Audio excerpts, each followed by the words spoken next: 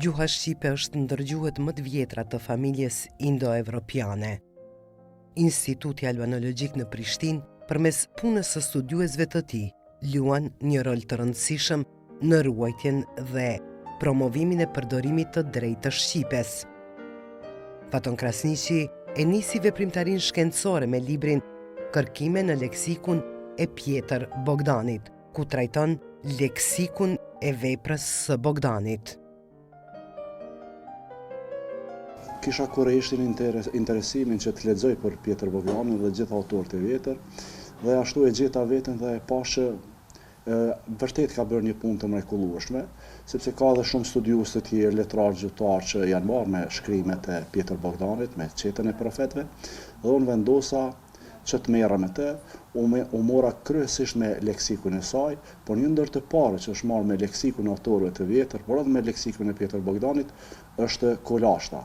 Kolashta u ka lecuar punën gjithë autorëve, me pastaj me leksikun e tij, me studimet e tij për leksikun e Pjetër Bogdanit, pra Qetës së Profetëve. Unë fillim kisha kurreshtin si një studiues i ri që të merre me të dhe ishte në interes tim dhe në studimeve të mia në master, atëherë kur fillum të merrem me konkretisht, me intensivisht me këto studime, dhe kështu që me një punë intensive, me ndihmën e bashkë kolegëve të mi, edhe të Institutit Albanologjik, por edhe kolegëve tjerë profesor, unë vendosa dhe kështu që në vitin 2018 pas një pune kërkimore në leksikun e tij, unë them që është një vepër modeste, por ato ishin fillet e mia në kërkime shkencore dhe e botua në vitin 2018. Pastaj kemi vazhduar në Institutin Albanologjik, e botojmë veprën analizë leksikore teksteve shkollore të lëndëzuar shqipe për klasa 6-9. Ishte një projekti imi që unë e fillova në Institutin Albanologjik dhe e mbarova në Institutin Albanologjik. Për këtë libër i falenderoj gjithë ata që më ndihmuan dhe më përkranë në vazhdimsi me kritikat e tyre, këshillat e tyre, sugjerimet e tyre dhe vërejtjet. Kështu që e botuam librin. Është një libër në interes të gjithë ata që merren me studime në fushë të gjuhësisë, me terminologjinë, sepse këtu kemi përfshirë disa kapituj, kemi përfshirë ndajshtimin, pra fjalëformimin parashtesa, prapashtesa, kompozita, dhe jemi marrë kryesisht me libra të shkollave të lëndëzgjuar shqipe për klasa 6-9 të 3 shtëpive botuese, të Dugaxhinit, të librit shkollor dhe të Albasit. Kështu që ishte një punë dikon 4 vjeçare që arritëm ta mbulojmë dhe ta përfundojmë me sukses, duke i falenderuar dhe bashkëpunëtorët në Institutin Albanologjik, kolegët e mi, siç janë Naim Berisha, Abdurrahim Axhuni, Sejdi Gashi dhe të tjerët, po një kontribut për librin me ndihmesat e tij ka dhënë edhe mentori në studime doktorale, Raman Paqarizi, që unë e falenderoj përzemërsisht, dhe kështu arritëm që ta përfundojmë një libër me sukses. Në librin Albanologu dhe Albanologjia paraqitet vepra shkencore e profesor Begzat Baliut, si dhe recensionet, vlerësimet, kritikat e shkrimet për të, nga autor dhe studiues të ndryshëm nga gjitha viset shqiptare.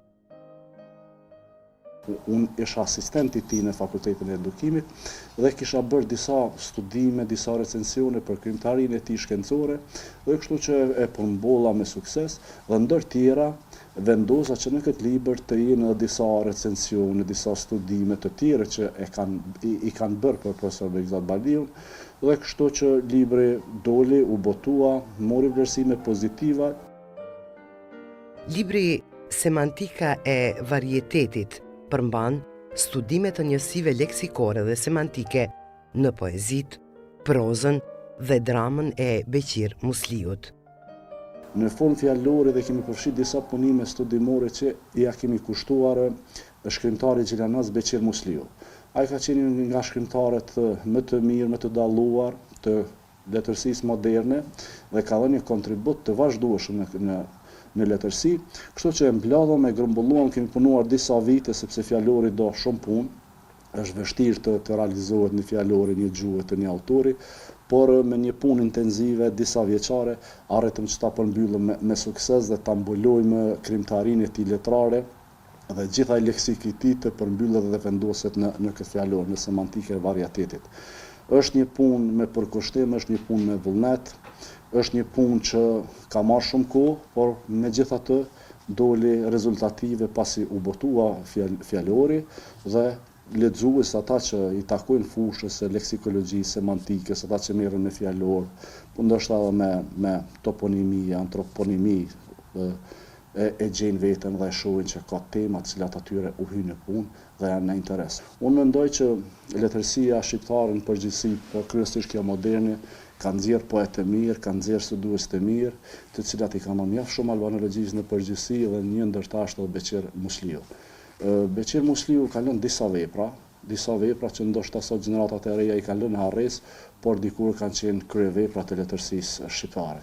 Tani unë mendoj që puna më mirë do të ishte që veprat e këtyre autorëve që të letërsisë moderne shqiptare të ribotohen, për arsye se shumë pak po ribotohen dhe ta shohim fuqinë e tyre, fuqinë e fjalësit të tyre, fuqinë e gjuhës së tyre dhe shohim se sa me përkushtim kanë shkruar, se sa me vullnet dhe dashuri dhe sa i kanë kushtuar si fjalës së shenjtë shqipe. Vepra e fundit me titull Gjuha në fokus, hulumtime dhe reflektime, trajton një gamë të gjerë temash që përfshin studime albanologjike, analiza gjuhësore, çështje drejtshkrimore dhe recensione. Gjuha në fokus, hulumtime dhe reflektime është një vepër që unë kam punuar më së gjati për të. Kam filluar në vitin 2010 dhe kam përfunduar në vitin 2015. Në të kemi përfshirë disa punime studimore, recensione dhe ato punime janë të publikuara sepse kemi marrë pjesë në tëreza shkencore, në konferenca shkencore, në seminare dhe kemi botuar në revista vendore, rajonale e ndërkombëtare.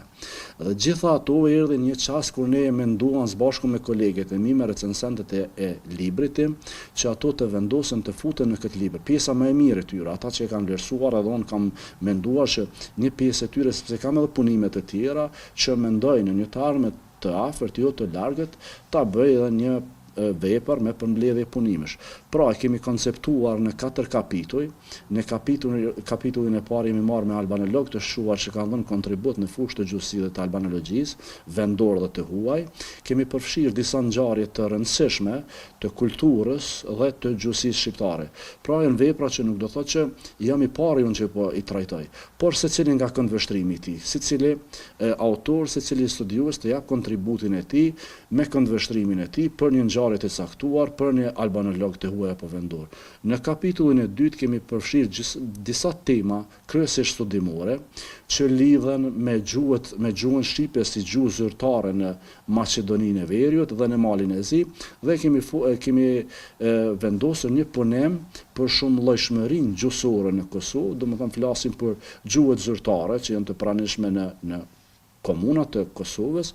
Pastaj përthimi me onomastikën e tij, Beqir Musliun, për të folmen e rrafshit të Kamenicës, Anamorabës, si dhe kemi përfshirë një temë që lidhet me leksikun e marrësisë së Gallapit. Në kapitullin e tretë kemi përfshirë çështje drejtshkrimore që lidhen me përditshmërinë tonë, shkrimet në rrjetet sociale, Instagram, Facebook, sapo i kushtojmë rëndësinë e drejtshkrimit së gjuhës shqipe. Në këtë vepër, diskutohen veprat më të rëndësishme dhe studimet më të fundit në gjuhësinë shqiptare. Recensionet i kemi përfshirë monografi shkencore të albanologëve të trojeve shqiptare dhe librat zakonisht kur botohen, promovohen, ne i marrim, i shohim, i vlerësojmë dhe e vendosim se me cilin libër do të marrim pas një leximi, se çdo libër ta jap një përshtypje. Dhe unë vendosa që pas leximit të atyre veprave ndër vite të shkruaj për kolegët e mi bashkëpunëtor, po edhe bashkëpunëtor të jashtëm të Institutit Albanologjik të përfshinë në këtë vepër. Kur jemi te albanolog të huaj në këtë libër e kam përfshirë Wilfried Fidlerin, është një bashkëpunëtor më të hershëm edhe të seminarit që organizohet nga Fakulteti i Filologjisë, por ka qenë edhe bashkëpunëtor i jashtëm i Institutit Albanologjik. Ai në vazhdimsi ka botuar fillesat e tij në vitet e 60-ta, po kryesisht në vitet e 70-ta dhe 80-ta boton në revistën Gjurmime Albanologjike. Unë nuk jam marrë me studimet e tij ose praninë e tij në seminarin e e filologjisë, por ja marrë kryesisht me ato që ai ka botuar në revistën shkencore Gjurmime Albanologjike. Ai ka disa punime të mrekullueshme, ka njohur mirë mentalitetin, e ka njohur mirë gjuhën dhe e ka njohur mirë sistemin gramatikor të gjuhës shqipe, por edhe leksikologjin. Unë mbi bazën e atyre punimeve të tij, punimeve studimore, e kam krijuar një mendim timin për të si shkencëtar dhe vendosa që të mirem intenzivishmet. Albanologët e huaj luanin një rol të rëndësishëm në informimin e studentëve të tyre për realitetin politik e shoqëror të Kosovës. Kemi Anton Pançevin, është një bullgar i cili ka vite, albanolog, i cili ka vite që merret me studime gjuhësore në fushë të albanologjisë. Ka përkthyer disa romane, disa përmbledhje poezisë në gjuhën bullgare, është profesor doktor dhe është një urlise mes Universitetit të Sofjes, Universitetit Prishtinës dhe Institutit Albanologjik. Sepse shumë studiues nga Universiteti i Prishtinës, po edhe Instituti Albanologjik, kanë vazhduar atje me ligjëratat e tyre, i ftuar nga profesor Anton Pançevi, për të ligjëruar para studentëve në Universitetin e Sofjes. Ai është marrë dhe me gazetari dhe ka pas mjaft njohuri për albanologjinë në përgjithësi. Ndër tjera e ka përkthyer edhe librin e Fitnete Ramosaj për organizatat ekstremiste serbe në Kosovë dhe për atë arsye, për përkthimin e tij, shteti serb ka shpall person non grata, domethënë person i padëshiruar në Republikën e Serbisë për shkak të përkthimit të këtij libri. Ai libri i është shpërndar qytetarëve, publicistëve, gazetarëve, por kryesisht studentëve të katedrës së historisë në Sofje. Dhe kështu e kanë pas një mendim rreth organizatave ekstremiste që kanë vepruar në Kosovë. Kështu që Fitnete Ramosaj ka vdekur në vitin 2019 dhe ajo her pas here ka marrë pjesë në Institutin Albanologjik, Bibliotekë Kombëtare, në seminarin e filologjisë dhe kemi biseduar para se të vdesë ajo dhe më ka thënë faton që me që Anton Pançevi bëri kaq punë për ne, ndoshta do të ishte mirë që ne të bëjmë punë për të diçka. Dhe unë si premtimi pa të thënë që posa ta marr ta shoh se çfarë ka shkruar në fushë të albanologjisë, gjuhës së letërsisë, unë po e shkruaj punimin. Dhe kështu që vendosa prej vitit 2018 kam filluar të shkruaj për Anton Pançevin, të mbledh materiale, ta shoh se çfarë ka shkruar për ne dhe kështu doli një punim studimor ku përfshihet kontributi i tij në fushën e albanologjisë. Dhe ky punim është botuar në Institutin Albanologjik, në nga revistat tonë, revista Gjuha Shqipe, po edhe në revistën Shenja, në disa revista tjera, dhe është përkthyer edhe në gjuhën bullgare dhe angleze, dhe kështu që lexuesi, dashamirësi i librit e sheh që ne kemi kontakte, kemi njerëz nga shtetet të ndryshme, shtetet mike, albanologë që japin kontribut me mundësitë e tyre, në fushat e tyre, për këto tema që ne i trajtojmë, për këto fusha me cilat merrem ne. Vëmendja e është kushtuar ngjarjeve historike që kanë ndikuar në formësimin dhe vazhdimsinë e Shqipës si një gjuhë e veçantë dhe e pasur.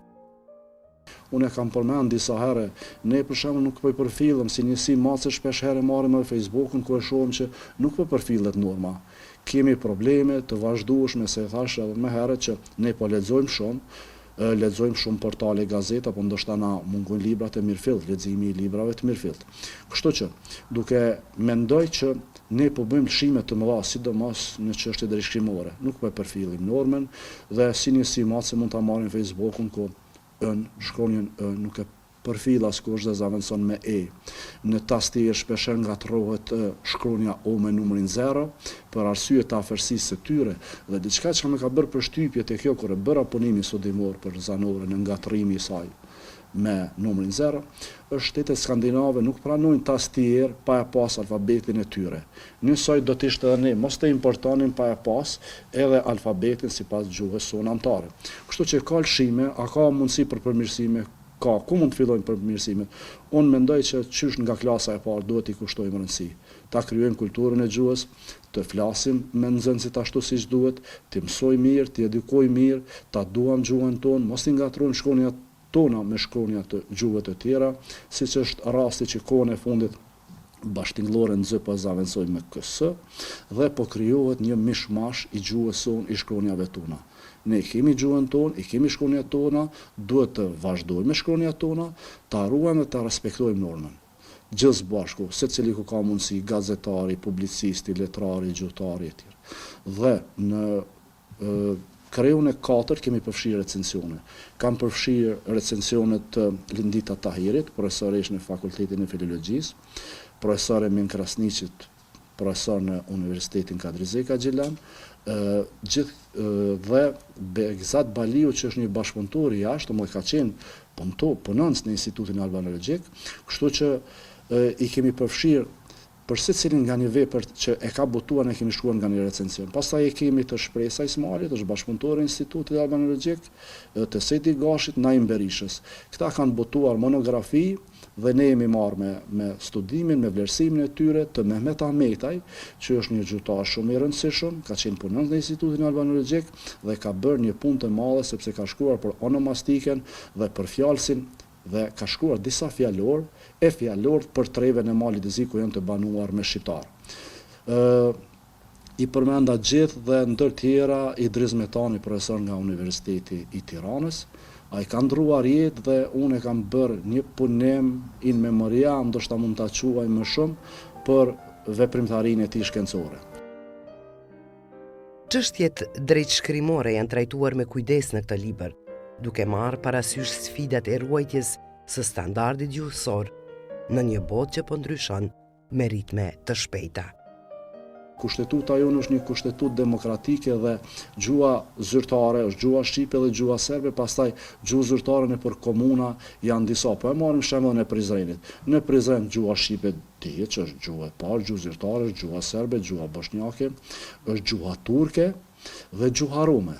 Në Gjilan është po ashtu gjuhë zyrtare dhe gjuha serbe dhe gjuha turke. Domethënë i përfillim gjitha në tabelat e komunikacionit, në institucione komunale, vendore, rajonale, përfillen. Njëjti nuk vlen për gjuhën shqipe në Malë të Zi. Nëse fillojmë dhe mora shkas nga shumë tabela të komunikacionit të vendosura nëpër hyrjet e fshatrave dhe qyteteve, e shohim që nuk përfillen. Në Kosovë, ku ka popullsi 5% minoritare, ka të drejtën e gjuhës, zbatimit e gjuhës, por nuk vlen njëjtë për shqiptarët e Malit të Zi. Po të futim nga qyteti i Rozhajës deri në Plagusi, e shohim që nuk ka përfillje, nuk përfillet gjuha shqipe, ndoshta në kuvende komunale. Tjetër shembull që unë kam bën një krahasim mes këtyre është Republika e Maqedonisë së Veriut, e cila gjuhë zyrtare, gjuhë shqipe një gjuhë zyrtare vetëm ku janë folë mbi 20%. Dhe e sheh që nëse fillojmë nga pjesa sipërme e Shkupit deri te Tetova, Struga, Kërqova deri në Manastir, tani kanë filluar me tabela dhe mbishkrimet që t'i largojnë në gjuhën shqipe, e vendosin gjuhën maqedone edhe në qirilic, edhe në gjuhën franceze, angleze, po mungon gjuha shqipe. Kjo është një padrejtësi e madhe dhe unë kam pasur të arsyeshme që të merrem me këtë çështje. Edhe me dokumente juridiko-administrative nuk përkthehen në gjuhën shqipe, edhe pse në shumë qytete shqiptarët arrin mbi 20%, do të thotë kemi një vështirësi, nuk zbatohet ajo që shkruhet në kushtetutat e tyre për krahasim me atë që çka e parasheh në anën ligjore juridiko-administrative, sikur të kemi të bëjmë me gjuhësi edhe me nene, me ligje, zbatohen, gjejnë zbatshmëri. Kosova është një nga ato vende cila sa i përket aspektit gjuhësor, llojshmërisë gjuhësore është më përpara se shtetet e tjera të rajonit. U ka dhënë të drejtë gjitha minoriteteve që ta përdorin gjuhën e tyre zyrtare aty ku janë mbi 5%. Dhe kjo është një problematikë që neve po na përcjell vit pas viti me shqiptarët e Malit të Zi dhe këta të Maqedonisë. Është e rëndësishme që jo vetëm unë, se nuk jam i pari që shkruaj për këtë çështje, po secili nga këndvështrimi i tij të merrem me këtë çështje, ta trajtojmë këtë çështje dhe të bëhet i hung kësaj çështje, sepse jemi popull autokton, duhet t'i gëzojmë të drejtat tona ligjore, institucionale, gjuhësore, kulturore, që të jemi. Unë mendoj që shumëllojshmëria në gjuhësor është kapital për ne. Ne nuk e ja mohojmë gjuhën asnjërit, pa marrë parasysh çfarë komuniteti dhe sa përqindje ka arrit nëpër komuna të ndryshme të Kosovës, do thotë ajo gjen zbatueshmëri. Përkthehen gjitha ato që shkruhen në gjuhë të përkatëse, sidomos në kuvende komunale, mund ta marrim Dragashin, mund ta marrim Kamenicën, mund ta marrim Gjilanin, mund ta marrim Lipjanin, ku gjitha këtu janë rregull me shkrime, me shkresa, me njoftime. Edhe shkollat në Republikën e Kosovës mbajnë mbishkrimin në gjuhën serbe, aty ku ka turq në gjuhën turke. Po nuk ndodh e njëjta me shkollat ose me institucionet administrative në Malë të Zi. Po e marrim Tuzin, ata kanë, edhe pse është komunë me shumicë shqiptare, kanë vështirësi. e marrim ulçinin që është, edhe ata kanë vështirësi, e shëhiqin tabelat, vendosin tabelat, pastaj kanë çështje tjera në përkthime, në dokumentacione, shpeshherë u jepet në gjuhën malazeze, së këtyre në gjuhën serbe. Lëshime vërehen edhe te librat shkollor të përkthyer në gjuhën shqipe. Në Republikën e Maqedonisë së Veriut librat shkollor që janë përkthyer ose ku kanë punuar autor maqedon në bashkëpunim me autor shqiptar kanë shime në përkthime të qëllimshme, ndoshta janë të paqëllimshme, por duhet të punohet që ato të jenë sipas normës letrare, pa lëshime, pa gabime në kronologji të ngjarjeve historike gjuhësore, të jenë në një nivel që të jenë të kënaqur të gjithë, të punohet me profesionalizëm dhe të arrihet një nivel i përgjithshëm kulturor rajonal. Te pjesa e recensioneve, unë mendoj që duhet të jepet vlerësim gjithë secilit i cili shkruan një vepër në fushë të gjuhësisë, të shkencës, me të vetmin qëllim që të reflektojmë, të shohim mangësitë tona, të shohim përparësitë tona, të shohim shkencën tonë, me atë sa kemi na mundësi dhe atë sa dim, sepse shkenca nuk ka fund, shkencë mund të bëjnë ata që merren intensivisht me të, dhe gjithë bashku duke punuar në fushat e caktuar mund t'ja dalim. Libri Gjuha në fokus, recensent e mi janë profesor doktor Abdurrahim Axhuni dhe profesor doktor Naim Berisha. Në kuadër të djegës së gjuhësisë ne jemi 8. Mund t'i përmendi Sejdi Gashi, Vjosa Osmani, Shpresi Ismaili, Aferdit Dërmaku dhe Adelin Selmani. Gjithë këta janë bashkëpunëtorë të mi, po ne bashkëpunëtori kemi edhe të djegës letërsisë, të djegës e historisë, etnologjisë e folklorit, por ne kryesisht bashkëpunojmë dega jonë me degën e letërsisë, sepse kemi shumë tema që na lidhin dhe bisedojmë për çështje të caktuara. Kur jemi te kjo pjesa, ne kemi bashkëpunëtorë të jashtëm, unë e përmenda, kemi disa bashkëpunëtorë të jashtëm janë ata cilët botojnë në Institutin Albanologjik, por që punojnë ndoshta në Fakultetet e Edukimit, në Fakultetin e Filologjisë, në Universitetin Kadri Zeka, Gjilan, apo Femia Gani, Ukshin Hoti e tjerë, po edhe universitet, se ne kemi bashkëpunime, kemi marrëveshje bashkëpunuese me Universitetin e Tiranës, Tetovës, Shkupit, e shumë universitete tjera rajonale, po ne përmenda këto, dhe gjithë ata që botojnë në këto revista tona janë bashkëpunëtorë të jashtëm. Mbi shkrimet dhe shkresat zyrtare duhet të jenë të sakta dhe të respektojnë rregullat e drejtë shkrimit të gjuhës shqipe. Kemi vështirësi, kohën e fundit më përmenda më herët, e shohim vretje në për administrata, në për kuvende komunale ka vështirësi sepse bëjnë gabime dhe shkrimore në shkresa, në kërkesa, ndoshta është mangësi se nuk kanë të punësuar ndonjë lektor, ndonjë profesionist të fushës së caktuar, dhe lektura, redaktura nuk është punë e thjeshtë, duhet të punojnë në çdo kuvend komunal, të kenë nga një lektor ose më shumë, varet se ka nevojë edhe më shumë, se disa drejtori punojnë më shumë, dhe ato shkresa, ato kërkesa, ato ankesa, ato ftesa, duhet të shkruhen ashtu siç duhen, dhe jo me lëshime, jo me gabime drejtshimore. Dhe kohën e fundit e vërejmë që ka shumë gabime të tilla. Edhe avokatët, notarët bëjnë shumë lëshime të mëdha. Një presje shumë e rëndësishme, 3 pika janë shumë të rëndësishme, pikpresja shumë e rëndësishme, dhe kështu që nuk i përfillin, e shohim që ndoshta sa herë mendojnë që jemi mirë, e shohim kur marrim shkresat e tjera, shohim që kemi nevojë për ta ngritur vetdijen dhe nivelin e drejt shkrimit e normës së gjuhës shqipe. Kemi vështirësi në për institucione të ndryshme, por ose në zyret e vendit, e keni parë fëmijët kur lindin në repartin e ginekologjisë, në për klinika të ndryshme private, dhe ato që janë të qendrave rajonale të komunave, shpesh herë fëmijëve u vendosin emra gabimisht për shkak të një shkronje ose një diçka, për arsye se me sa e diu nuk ka të punësuar lektor. Unë mendoj që në ato zyrat e vendit dhe në ato repartet e ginekologjisë, qofshin ato private apo shtetërore, duhet të jetë lektori aty, sepse duhet t'i dallojë ai trajtën e pashuar dhe trajtën e shuar, të ditë ta dallojë gjinin femërore, mashkullore, sepse shpesh herë ngatrojnë, nuk është njëjtë si të shkruhet dritë me ë dhe dritë pa ë, kur i takon emri gjinisë femërore duhet shkruhet dritë. Atëherë ajo është dritë, nuk është dritë. Dhe kështu kemi vështirësi. Kur jemi të mbishkimit pyetjet që ma parashtruat më herët, e shihni në hyrjet e pejes shkruhet pej pa ë, duhet të jetë me ë. E kemi në hyrje të Gjilanit shënohet Gjilan me ë, kur Gjilani është emri i gjinisë mashkullore dhe duhet të shënohet pa ë. E kemi fshatin Korotin shënohet për shembull me ë, kur Korotini takon emrin e gjinisë mashkullore, ose Prishtinë shënojnë pa ë. Dhe këto të bien, ndoshta nuk i bien në sy gjithkujt, por atyre që merren me gjuhë letërsi edhe ata që kanë qoftë një ori sipërfaqësor ose minimale shohin që diçka nuk është në rregull. Çka duhet punohet nëpër Ministrinë e Telekomunikacionit, ajo që është përgjegjëse për emërtimin dhe mbishkrimin qoftë në fshatra, në lagje, se këtu kemi probleme edhe në emërtimin e lagjeve, ato rrugicat, rrugët e tjerë i shënojnë me gabime. Aty do të punësohen lektor, se punën më të madhe ta kryejnë ato.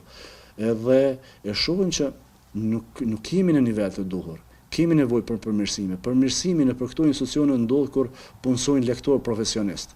Ata të cilët e njohin fushën, punojnë çdo ditë me ato tema, i njohin mirë sidomos gramatikën e gjuhës shqipe, ndoshta do të kemi më pak probleme, po të ketë profesionist në për zyrat e vendit, në për institucione, në për ministri, që mos bëjnë lëshime të tilla. Drejtshkrimi i saktë i gjuhës është i nevojshëm dhe duhet të mësohet që nga klasa e parë. Fillesa dhe gjeneza e problemit lind në klasën e parë. Po të jetë mësuesi i mirë, po të jetë mësuesi e mirë të punoj me përkushtim dhe të ketë njohuri për gjuhën, këto nuk do të përsëriten. Po këto shkojnë radhë zinxhiror, vjen përsëritet problemi deri në universitet, ndoshta edhe ne kemi bërë gabime duke i parë gabimet e të tjerëve, po ne mund të përmirësohemi vetëm duke u përmirësuar si shoqëri, duke filluar nga shkolla, duke i parë gabimet e të tjerëve dhe duke ngrit vetdijen edhe kombëtare, edhe intelektuale, edhe edukative, që mos bëjnë gabime të tilla. Sot gjithkush shkruan, po nuk janë tekst shkruas të mirë, nuk i kushtojnë rëndësi. Puna e parë është i kushtojmë rëndësi. Nëse i kushtojmë rëndësi më shumë, gabime do të jenë më të pakta. Krejt ideja, krejt qëllimi është që ne të shkruajmë bukur, të shkruajmë mirë, sepse gjuha shqipe ka rregullat e veta, ka normat e veta, ka funksionalitetin e saj.